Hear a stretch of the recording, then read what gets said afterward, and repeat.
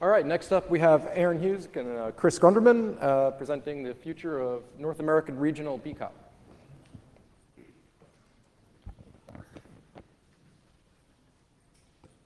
Okay, good afternoon. For those who don't know me, my name is Aaron Hughes. I'm the president and CEO of 6Connect, and one of the projects that I contribute time to is the best current operational practices, both regionally and globally. Normally, we do a best current operational practices track at NANOG, but enough is evolving with the track and efforts for coordination globally. We figured we'd do submit a request for presentation in general session. So first, how many first-timers are still in the room? Okay, then I'll give a brief history of what BCOP is. So the idea behind best current operational practices is that there is one or multiple searchable repositories for best current operational practices. That is, how do I subnet a v6 subnet, or what is the best standard for knobs that I turn on an interface facing an internet exchange? Things that you would normally go out and search for to find what is the best solution that is considered vetted and accurate and a good operational practice to do, period. So we identified this problem some time ago to say, most people will find a qualified search engine, or ask a colleague, or go to your local operational forum and search through archive presentations. But the challenge, of course, with those is that they're not really vetted and certainly not current, right? If you pull up an old presentation, it's really hard to tell if a practice has changed or evolved since then. So the idea behind these repositories is not only to have best current operational practices documented, but to regularly check up on them to say, is this still a valid method for doing this, still the current and best way to do it, and get groups of subject matter experts to regularly review and discuss and update these documents. Historically, this has lived at, in this region, has lived at bcop.nanog.org, but we've migrated this off to a separate site due to the board suggesting that it's not really a standards body and separating some of these things to put them on their own entity. It turns out that effort actually is good timing, as we've really done a lot of work on global coordination and trying to put this into a single place. But for now, we have a regional site called nabcop.org, where you can find current ratified best current operational practices, things that are in progress, and a list of things that are to be picked up by subject matter experts and documented. So due to these changes, basically what's happened is that the NANOG board delegated track decisions to the program committee, and they're now taking on more responsibility in evaluating all of the tracks. So normally between NANOGs, what we would do is concentrate heavily on working on the evolution of documents, and at the tracks we present what's happened since the last one, find more subject matter experts, get more feedback, get more vetting, and either move forward towards ratification or push back out to the community for more changes and updates. NABCOP going forward, will continue to meet at NANOGs, whether that's a track or side rooms or pubs afterward is not really important. But we intend to continue to have meetings at operational forums. But going forward, tracks will actually be proposed to the PC at each meeting. We're also certainly evaluating other forums in the region to do outreach for BCOPs, whether that's like Canadian ISP summits or CaribNOG, but other operator forums where we know that there are subject matter experts and there are people certainly looking for information on best current operational practices or how to actually solve various problems that we may not know about. We're currently in search of a regional home for this repository. Right now I've got these hosted off-site, but probably should be at an organization. So we're evaluating various organizations to see what makes sense as a standards body in this region to help host this as an organization. The majority of the work that happens for BCOPs actually takes place on lists and outside discussions, and even places like this where we'll pull someone to the side and ask for help vetting something or ask for help authoring something. And usually these operator forums are just used for updating the community as to what's happened since the last time it's been discussed. So best current operational practices have actually been growing globally. We've seen these pop up in regions all over the world, and they are growing at various rates and have different levels of participation.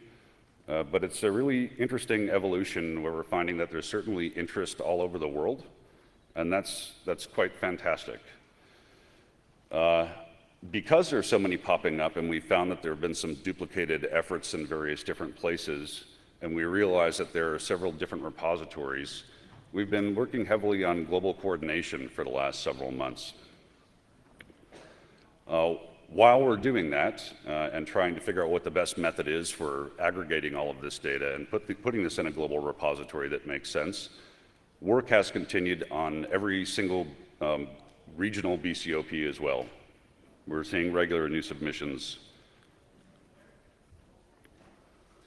So since the last NANOG, just regionally, we've ratified ratified one BCOP last time, and that was a best current operational practices document on DDoS mitigation and attacks.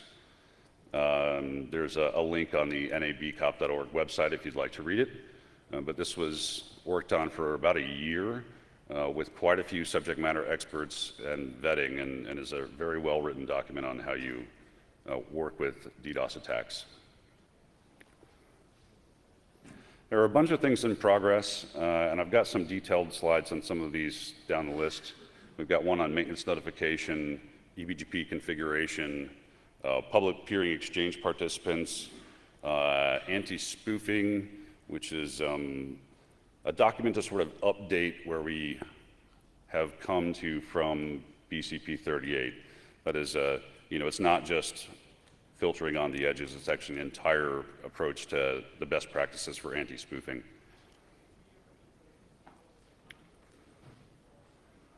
Some maintenance notifications, and just to give a little detail on some of these, and I'll move forward fairly quickly. This is about establishing conventions for formatting that are standards.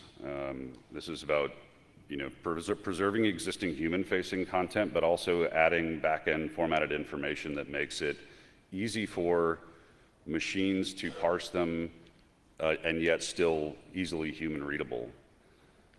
The conventions for supporting tooling and automation, the idea here is that it should be general enough and useful for any service and not just network services, and create libraries and example scripts to support implementation. So this has got a draft that's been started. The mandatory fields have been specified, and this has been evolved with coding. The code structure has been determined. This is to extend Python iCalendar library to implement primitives. A new library to extract the common notification workflow, and example scripts that demonstrate the common notification workflow.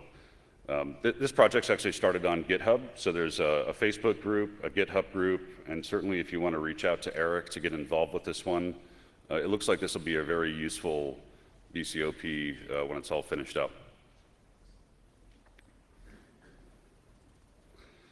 I tried to get some updates for a few of these and had a hard time reaching out to a few of the authors to get an update prior to this, but there's progress still on eBGP configuration, public peering exchange participants, and anti-spoofing. I know I've seen some list traffic about it, but I couldn't quite get a summary of updates relatively quickly, so I've just listed these as bullets. Okay, so global BCOP activities. We've found that there are BCOP efforts underway in the Aran region, RIPE region, LACNOG, AFRINOG. There are some developing in JP, NZ, and a few more that we've heard about that are going, like PLNOG. So we know that there are more that are being created, and right now they're all sort of happening individually through their own methodologies and not really following a standard. So several of us got together in Prague at IETF 93 and had the first meeting where all of whatever you want to call the people who are leading these various groups, chairs, track heads, people that are just running lists, people just volunteering their time to coordinate efforts. And we decided that it was probably a very useful path to coordinate efforts so we're not stepping on each other's toes or duplicating efforts in regions, and have a single searchable repository. And we had a very useful discussion. We determined that the IETF made sense for a good home. Excuse me, grab water.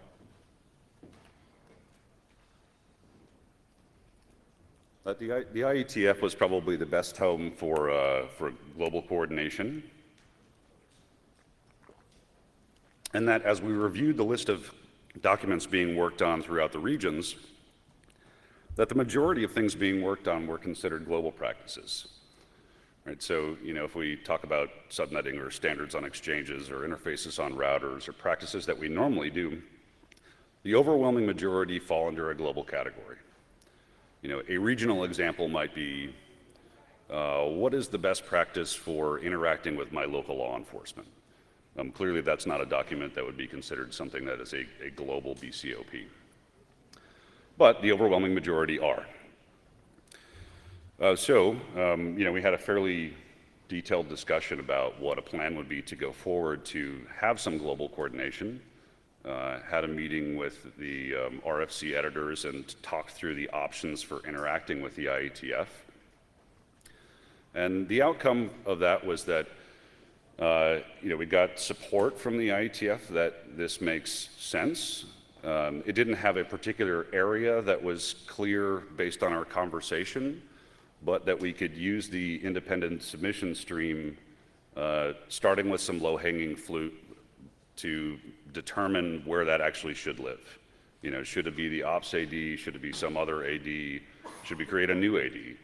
But the way going forward was to start with something that was common, easy to work with, easy to get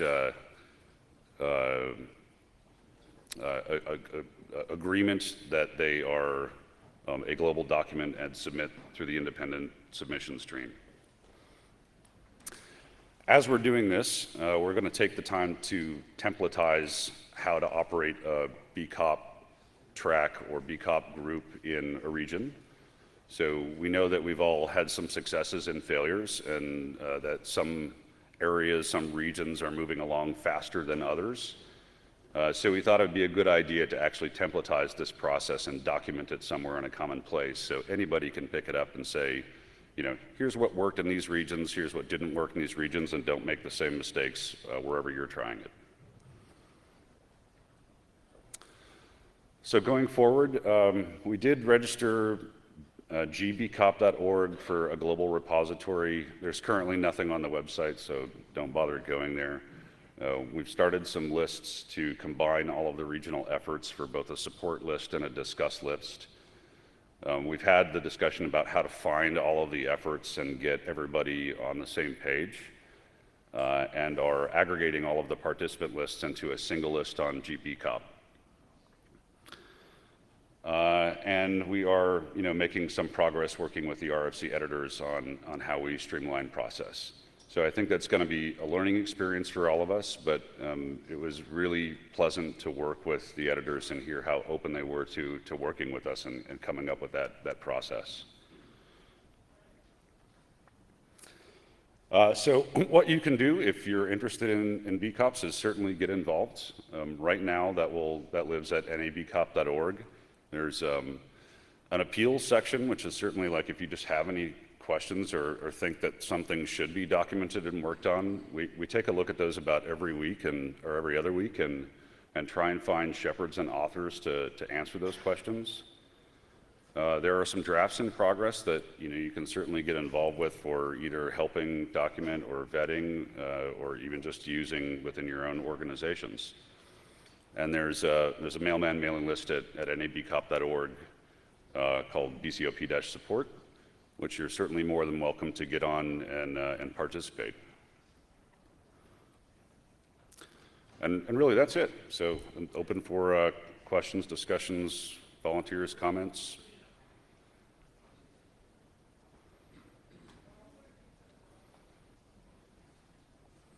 I know I'm between you and lunch. Randy. Randy Bush, JDRL, Cryptech, blah, blah, blah. It wouldn't be a discussion of BCOP if I didn't raise the fact that we've been doing this in the RIPE repository since before there was a NANOG.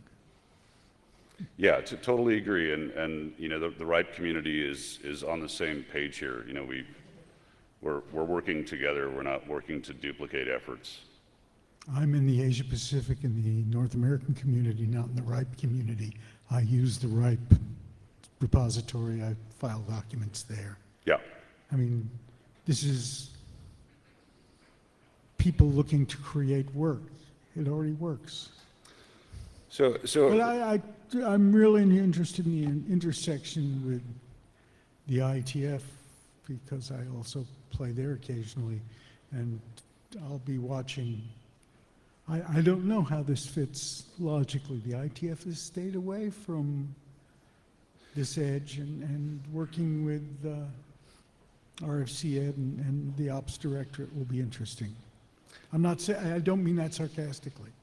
yeah, I think I hear you. it could change the IETF, and it could change the way we do operational documents, and that might not be all bad. Exactly. You know, the hope is exactly that we get to actually close this loop and have real operators have feedback into the IETF. And, you know, the long-term lovely outcome would be that we actually have that as a full loop. Hi, Kathy Aronson. Just to comment on what Randy was saying, there are a couple ways that we've talked about to go within the IETF. One would be like a ops working group that doesn't necessarily meet at an IETF is one way to go, but another way to go is some independent submissions and then eventually having a separate document stream like the IRTF has that would just be for these kind of documents. So it sort of depends on how it evolves, but there are a lot of options that are potential. I think how these documents are reviewed will be critical, because if you get 5,000 IETF weenies each wanting to add value, you'll go crazy. Well, right. That's true. And the independent submissions are just reviewed to see whether they conflict with existing IETF work. And since there's not much operationally going on at the IETF, it's probably okay. But if we had an ops working group, the scrutiny of the documents by people who are in this community would be quite a bit more. So. Yep. Back microphone. Sure, Phil Roberts, Internet Society. One thing I didn't hear you mention, when I hear regional, I don't anticipate a lot of actual operational practice differences, but maybe language differences, right? Have you had any kind of input about getting these things documented in languages other than English? Yeah, so that's one of the items that we discussed actually at great length was how do we actually make best current operational practices documented for global availability.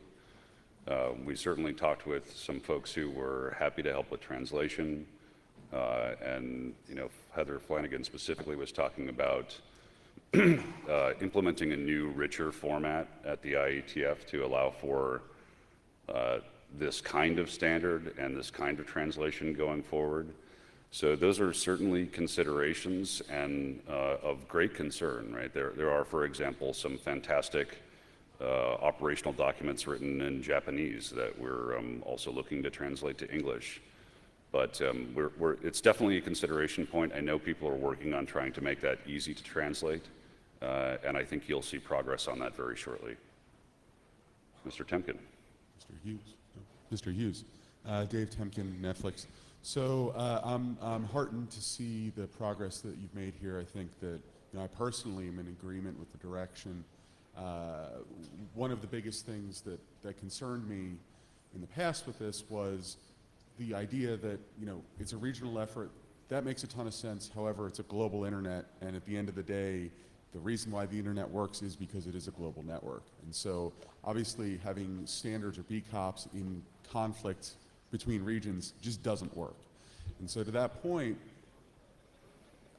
obviously, this is, you know, you're not directly a standards org, you're not an enforcement org, but how do we, and this is more of a meta question, because, you know, we've got 3 minutes to fill till lunch, how do we get teeth on any of these? How do we make sure that, again, if these are for the good and the stability of the internet, that people actually abide by them? How many times have we heard BCP 38, you know, and every other, for the good of the internet standard, that yet, you know, the bad actors don't use, the good actors do. At the end of the day, it's the bad actors that screw everything up. Yeah, wholeheartedly agreed. And in particular with the BCP 38 example, I had a long discussion with Medicaid about this, and the idea was that, you know, hopefully these have real, useful, simple to follow how-to guidelines as well. And, you know, for whatever it may sound like, an RFC is sometimes hard to read for people who are looking at an operational practice document.